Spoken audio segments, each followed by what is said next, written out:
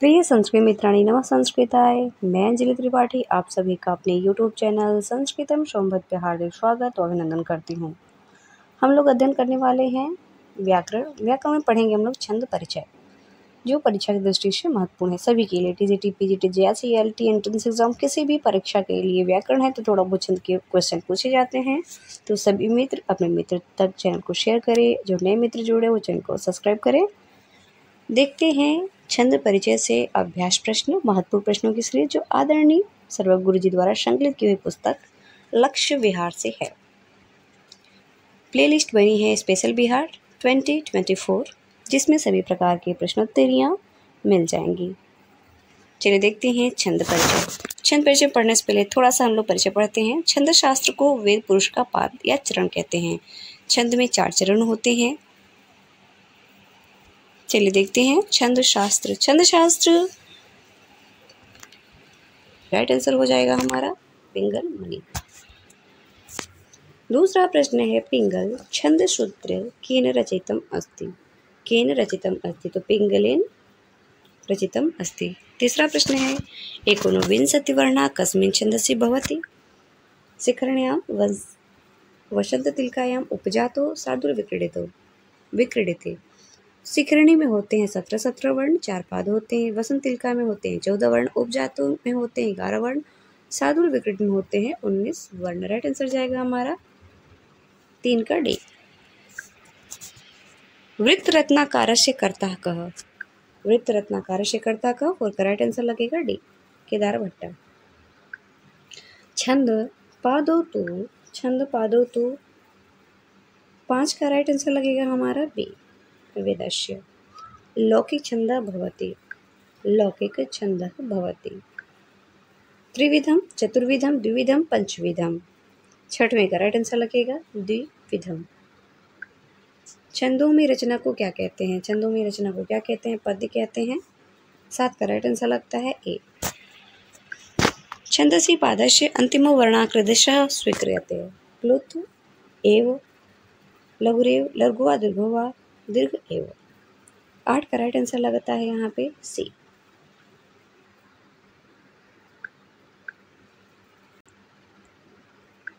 मात्रा गणे कति कलाः सन्ति। 9 का राइट आंसर लगेगा तिस्त्र। वर्णिक छंदेषु गणना भवति। वर्णिक छंदेषु गणना भवति मात्राणां, ध्वनिनां, वर्णानां, स्वराणां। 10 का राइट आंसर लगेगा शी, वर्णानां। कस्मिन् गणे मध्यो गुरु भवति। कस्मिन् गणे मध्यो गुरु भवति। 11 का राइट आंसर लगता है झगड़ः। भगड़ः कः। अंत्यगुरु, आदिगुरु, मध्य गुरु, लघु गुरु, आदि लघु गुरु। 12 का राइट आंसर लगता है हमारा बी, आदि गुरु। छंदो विचारे कति गणाः सन्ति। 5, 6, 8, 4। 13 का राइट आंसर लगता है यहाँ पे हमारा डी, 8।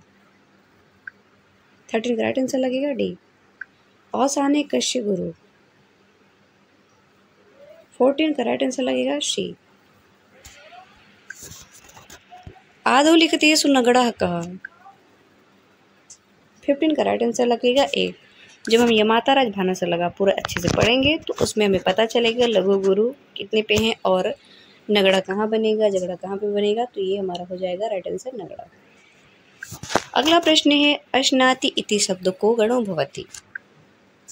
यगड़ा, तगड़ा, झगड़ा या फिर मात्रा गणा। 16 का राइट आंसर लगेगा बी, तगड़ा। अग्रे चलामि।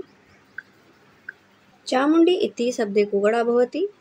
मगढ़। 17 का राइट आंसर लगता है बी।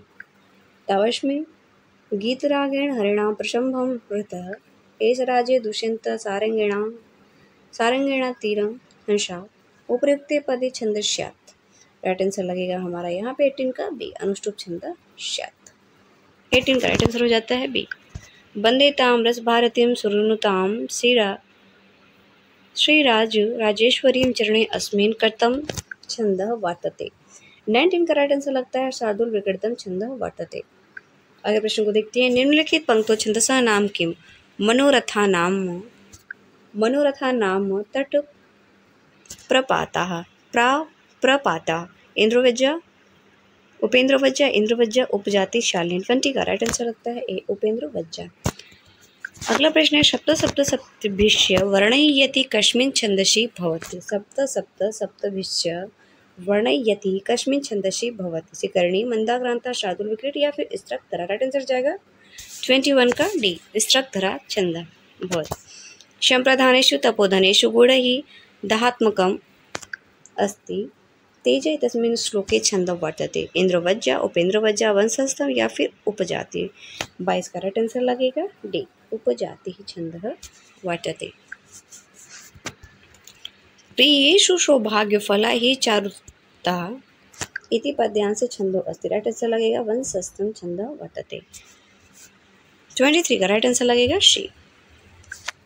निम्नलिखित पंक्तों छंदसो नाम निर्दिशतु। असंशयम, छत्र परिग्रह क्षमा, यदार्यम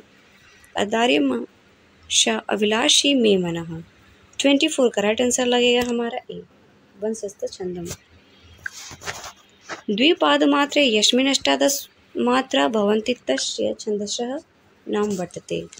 द्वितीय पादमात्रे अस्मिन् अष्टादश मात्रा भवन्ति तस्य छन्दसः नाम वर्तते।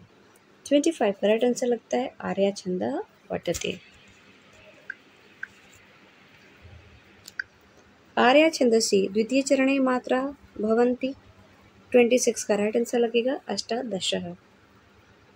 आर्या कस्मिन् छन्दसि अंतर्भवति। 27 का हमारा राइट आंसर हो जाता है मात्रा। 27 का राइट आंसर लगेगा बी। आर्या प्रथम मदलोक्तम लक्षणमुभौ भयोदर्लयो भवति चेतसा गीतिः उदितिः उपगीतिः चपला। 28 का राइट आंसर लगेगा गीतिः। अनुष्टुप छन्दसि सर्वत्र लघु कथमो वर्णः भवति। 29 का राइट आंसर बनता है शी, पंचमः। शरदिन्दु सुंदर रुचि चेतसि सा मे गिरां देवी अपहृत तमः संत तम अर्थान खिलान प्रकाशयतु। प्रयुक्त पद्य के छंद का नाम लिखिए। आर्या, मालिनी, उपेंद्र वज्जा, वंशस्थ। 30 का राइट आंसर लगेगा आर्या। इदं कविभ्यः पूर्वेभ्यो नमो वाकं प्रशास्महे इत्यत्र किम छन्दः। पुष्यन्तिल का अनुष्टुप, दुर्विलंबित, इंद्र, वज्जा। 31 का राइट आंसर लगेगा अनुष्टुप। उत्तर रामचरितम का है। जगत पितरो वंदे इत्यत्र किम छन्दः। जगता पितरो वंदे इत्यत्र किम छन्दः। 32 का राइट आंसर हो जाता है हमारा शी, अनुष्टुप छन्दः। वज्रादपि कठोराणि मृदुराणि कुष्मादपि इत्यत्र किम छन्दः। अनुष्टुप। पुष्प वसंतिल का सिकरणी पुष्पिताग्रा। 33 का राइट आंसर हो जाएगा अनुष्टुप। उत्तरामचरितम में कितने छंदों का प्रयोग हुआ है। उत्तरामचरितम में कितने छंदों का प्रयोग हुआ है। 19 छंदों का प्रयोग हुआ है। 34 का राइट आंसर लगता है बी। अनुष्टुप छंदसि एकस्मिन् पादे अक्षराणि भवन्ति। 35 का राइट आंसर हो जाता है बी, अष्टम, 8। अनुष्टुप है एक छंद, एक अलंकार, एक रस या एक गुण। राइट आंसर हो जाएगा अनुष्टुप तो छंद है। यस्य छन्दस्य चतुर्षु अष्टवर्णा भवन्ति तद अस्ति। मालिनी, इंद्रवज्जा, अनुष्टुप, आर्या। 37 का राइट आंसर लगता है श्री अनुष्टुप।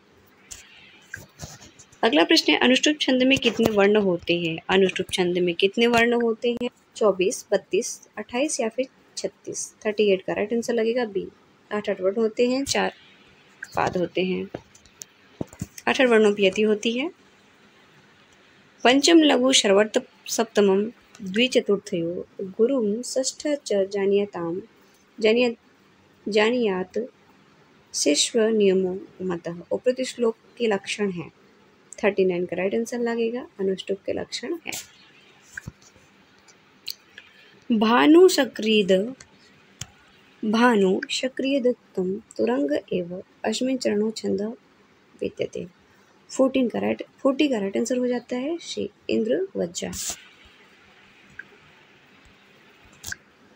तो जगह का लक्षणम अस्ति।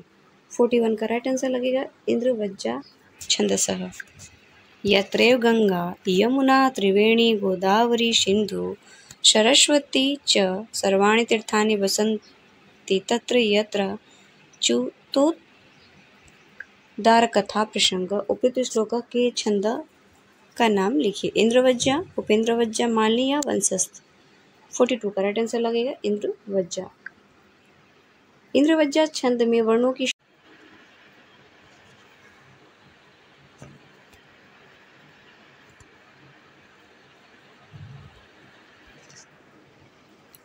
अगला प्रश्न है, इंद्रवज्जा छंद में वर्णों की संख्या होती है 32, 40, 44 या फिर 48।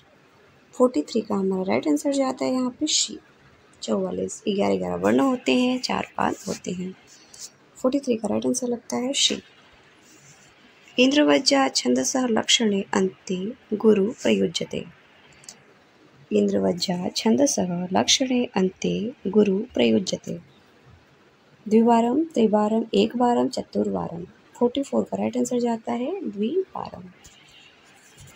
अर्थो हि कन्या पर की एवं तामध्य संप्रेष्य परिग्रह हितो जातो ममायम विशद प्रकामम प्रत्यपृत न्यास एवांतर आत्मा।